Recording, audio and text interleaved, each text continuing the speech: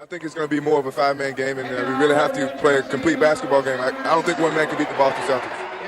Actually, one man did almost beat the Boston Celtics, and his name was Michael Jeffrey Jordan. On April 20th, 1986, NBA fans watched Game 2 in the first round of the 1986 Eastern Conference playoffs. The 30-52 Chicago Bulls, led by a 23-year-old Michael Jordan, versus the 67-15 Boston Celtics, led by Larry Bird and a number of other A-list stars. It cannot be overstated. This was one of the most incredible moments in the history of not just the NBA, but the history of sports. The Celtics, who were the defending champs, had all-stars Kevin McHale, Robert Parrish, Danny Ainge, former league MVP Bill Walton, Dennis Johnson, and of course, Larry Joe Bird, who won that season's MVP and the final MVP in the season before. And the Bulls had, well, Michael Jordan. We all know MJ went for 63 points in the Boston Garden, including 54 points in regulation. But let me give you the opportunity to really look closely at what transpired that day. It'll blow you away, I promise. A 23-year-old Michael Jordan went into Boston against a team with the best defensive rating and the best net rating in the NBA. And I crunched all the numbers. Here's what he did. 12 for 22 on pull-up jumpers, 8 for 14 on drives to the basket, and 2 of 5 shots what are described as other shots. He shot 22 of 41 overall from the floor, with only 3 of those shots being uncontested. 38 of his 41 shots were shot with a hand in his face. It's amazing. Oh, and he attempted 21 free throws and hit 19 of them, with the 2 of the most important attempts coming at the end of regulation, that MJ of course converted to send the game into overtime. Larry Bird was nothing to sneeze at in that game either. Larry Legend had 36 points in the game, 12 rebounds, 8 assists, and hit 14 of his 27 shot attempts. He had big help too, getting 24 points from Danny Ainge, 27 from McHale, 15 from Dennis Johnson, 13 from Robert Parrish, and even 10 points from Bill Walton coming off the bench. And a quick fun fact, although MJ didn't have nearly the supporting cast as Bird had, he still somehow got 24 points from teammate Orlando Woolridge, who strangely played more minutes in the game than even Mike. But it was really all Mike. Jordan in that case.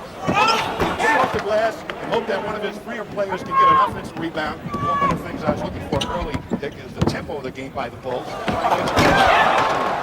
Chicago had a 12-point lead in the first half of the game against the Celtics Thursday. Jordan trying to fake Bird, can't do it.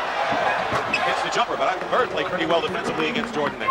You gotta hang on Jordan's shooting hand. Michael Jordan has 8 points and is the game high score. Going baseline. Michael Jordan, the basket winner to the foul. That was the Christmas massacre, but the troops are back. Jordan against Dennis Johnson.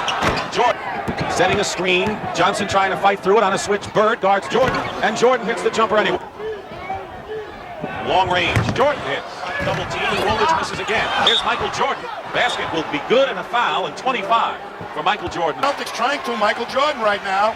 10 points in this period for Ainge. And what a great shot, and a basket and a foul. You talk about Bird's sheer determination. In certain points of a game, Michael Jordan has those same qualities. This game, Jordan against Ainge. Jumper good with 16 seconds to go, 91-85. And a hard-fought victory for the Boston Celtics to take a 2-0 lead over Chicago in their best of 5.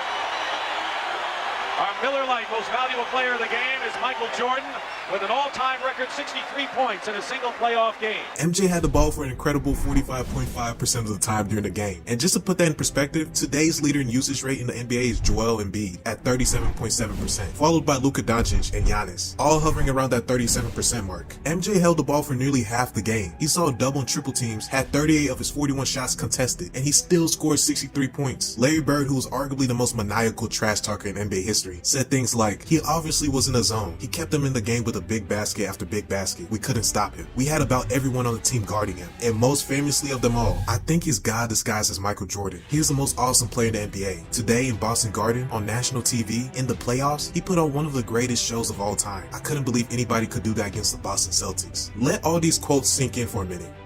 These remarks came from a guy that never said good things about anyone, not even his own teammates. This is the same Larry Bird who won back-to-back regular season MVPs, was the defending NBA champion and reigning finals MVP, and the same guy who was at the time considered as probably the best player in the world. This is the same Larry Bird that told Reggie Miller, I'm the best effing shooter in the league. This is the same Larry Bird who walked into the locker room earlier that season, just before the start of the 1986 three-point contest, and said to all the guys, who's coming in second, and then proceeded to win the three-point contest for the 3rd year in a row, while not even bothering to take off his warm-up jacket. I'm done, man, seriously. This guy was something else.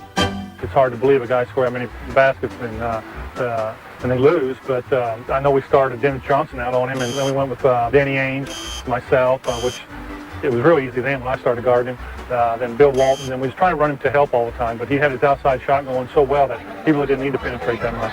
Got it, 63 for Jordan. At 29 years old and in the heart of his prime, Larry Bird, the fiercest and most menacing player in sports, openly acknowledged a ringless and MVP-less Michael Jordan as the best athlete in the NBA today. Actually, I was wrong. None of this makes sense. It's wild. That would be like Kobe Bryant in the heart of his prime, or in his late 20s, calling LeBron the best player in the NBA at just 23 years old. No relentlessly fierce competitor would ever dare to let those words come out of his mouth. But think about it. That's just how special MJ was that day in 1986. Two things are true. That remains the best performance ever by a man in that building, and that building has seen a whole bunch of stars on even their own team. Bird, McHale, Pierce, Garnett, Parrish, you name them. And the best performance ever by a player under the age of 25. Oh, and that will most likely be the only time in NBA history that a man regarded by fans and players as the best player in the game will call a kid in his second season the best player / athlete in the world. In a league where we had Magic, Hakeem, Barkley, Dr. J, MJ, Moses Malone, Ewing, Larry Bird was the best player in the world, according to his peers. Never will we hear such praise again from the level of a player for a guy who hasn't won anything in the NBA. Not like that, nope. All MJ had on his resume was a whole bunch of points. No hardware yet. Larry said all that about him. Well, I guess that's three things that are true. So yeah, Larry Bird was cold-blooded and the face of the NBA for the better part of the 1980s. But MJ might have even eclipsed the great Larry Joe Bird as the most feared and the coldest-blooded player to ever play in the NBA. However, you choose to look at it. Those two are in a league of their own. But it was an incredible playoff performance. I've never seen it before, and I had never seen it after. If I said Michael Jordan, what would you say? I think unbelievable. I mean, I can tell you some things that happened in the games against us. One time I turned, I jumped, and he still went. His knees almost hit me in the chin. And that's when I realized that this guy's pretty special for his jumping ability, but cat quick. He closed down a pass lane as fast as anybody ever seen, and just a phenomenal player. He paid me the highest compliment, and I think that was very gratifying that I earned Larry Bird's respect.